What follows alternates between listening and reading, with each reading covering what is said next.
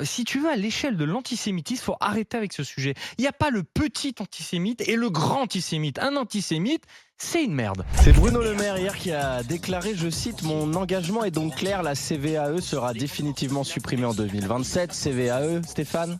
Alors là. Contribution à la valeur ajoutée aux entreprises. Ah, vas-y, redis-le mieux. J'arrive même pas à le prononcer Vas-y. tellement. Donc la CVAE, c'est la contribution à la valeur ajoutée aux entreprises. Voilà, parfait. On n'arrive pas. En fait, vas-y, Ouais, et on en parlera.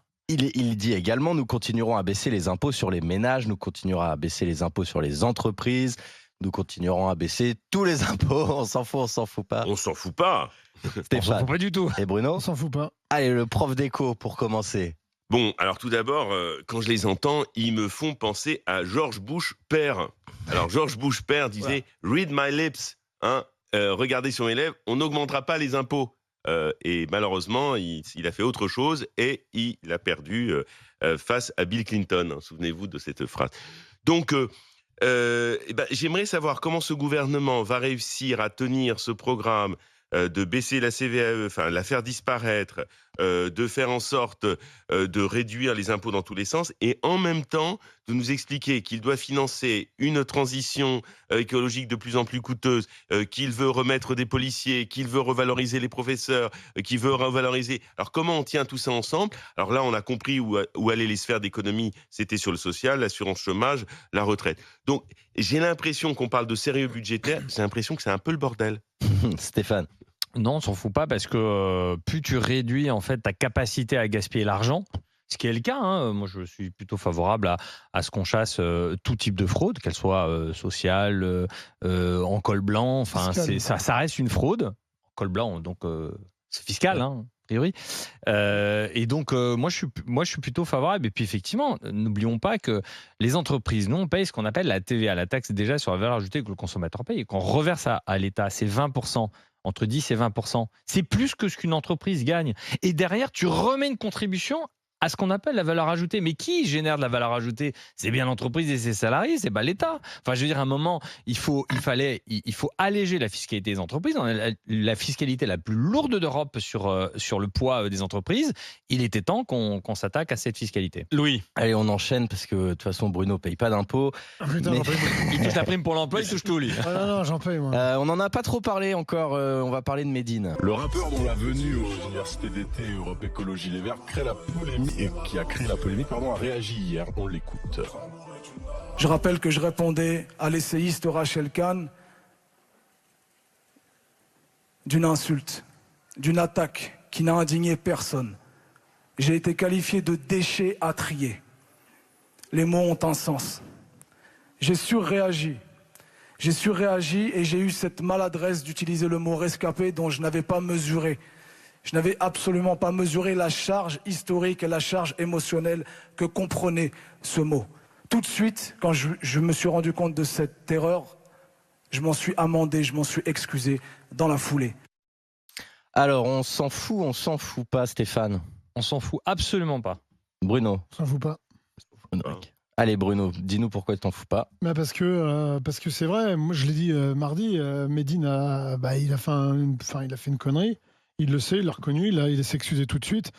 Et puis maintenant on va passer à autre chose. Après il faut écouter la personne. Et puis voilà. Après le traiter d'antisémite, c'est un délit en France d'être antisémite, d'avoir des propos On porte antisémites. plainte, quoi. On porte plainte et puis on l'emmène au tribunal. Et moi je sais que Médine souvent il gagne au tribunal. Donc allez-y, emmenez-le au tribunal. Et je pense que ça sera contre-productif pour ceux qui veulent à chaque fois le diaboliser. Stéphane. C'est vrai que Médine, tu as raison Bruno, il sait jouer avec les mots. Quand il écrit « Entre drame de l'étoile jaune et commerce de l'Holocauste », c'est juste une saloperie. Quand il fait une quenelle, il sait ce que c'est qu'une quenelle. Enfin, il le sait quand il pose en faisant une quenelle plusieurs fois, à plusieurs reprises. Quand il joue, quand il nous fait ça depuis. Hein. Non, mais on peut avoir des. Il y a pas. Si tu veux, à l'échelle de l'antisémitisme, faut arrêter avec ce sujet. Il n'y a pas le petit antisémite et le grand antisémite. Un antisémite, c'est une merde. C'est un déchet. Et je crois que l'antisémitisme, comme le racisme, comme l'homophobie, moi j'ai été sur les groupes, je suis sur des groupes de vigilance contre l'homophobie, contre l'antisémitisme, et j'aimerais saluer tous ces gens qui, en continu, luttent contre l'homophobie, contre le racisme et contre l'antisémitisme. Pourquoi je cite ces trois fléaux? Parce que souvent, ces gens-là sont aussi homophobes, aussi racistes et aussi antisémite. Et là, Médine, on peut pas passer à autre chose. Donc J'ai pas envie. D'accord. Mais non, j'ai pas envie parce que tu te rends compte, être de gauche aujourd'hui, c'est dire à nos gamins, l'avenir, votre avenir, c'est Médine. Non mais franchement, si le niveau de la politique c'est ça, alors mais faut arrêter. Vive la dictature dans ce cas-là. Parce que si le niveau de la politique c'est Médine pour la gauche, pour les Verts, mais c'est à vomir. Fred ?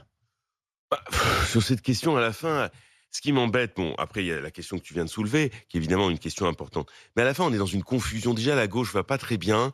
Et là, la gauche, au lieu de parler de thèmes essentiels, parce que tout devait partir sur des invitations pour Europe Écologie Les Verts, on se retrouve dans une espèce de débat qui devient flou, qui devient confus, on ne sait plus où on va. Et puis après, je sais pas, ces excuses publiques, puis après le débat. Enfin, j'ai l'impression que de toutes parts politiquement, on est dans une espèce de grande mélasse, quoi, à la fin. Hein. Je veux dire, ça devient pénible, quoi. On termine. Allez, on termine avec Donald Trump. Ah, Bruno, tu t'es redressé tout Ah de bah suite. oui, moi, c'est quasiment une idole. Quand on parle des grands hommes, Ah oui, oui. placé, Pas comme les 90, placé brièvement en état d'arrestation pour ses pressions électorales en 2020 à Atlanta, en Georgia, Donald Trump est passé par l'épreuve du mugshot. Vous savez, c'est cette photo classique quand on est arrêté, le détenu est pris en photo et vous pouvez voir sur RMC Story cette photo avec l'air, ça ferait presque cartoon. Avec à côté d'ailleurs le logo du bureau du shérif Voilà. d'Atlanta, quoi. Ouais. Ouais.